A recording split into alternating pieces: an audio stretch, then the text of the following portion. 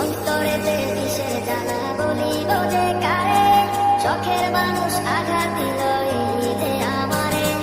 তার ভাবনায় পড়ে থাকি চাঁদের আলোয় বসে, এখন সে যে অন্যের ঘরে থাকে অন্যের সাথে। শখের মানুষ তোর কারণে রয়ে গেলাম একা, আর হবে না দেখা রে বন্ধু, আর হবে না দেখা। শখের মানুষ তোর কারণে রয়ে গেলাম একা, আর হবে না দেখা রে বন্ধু, আর হবে না দেখা।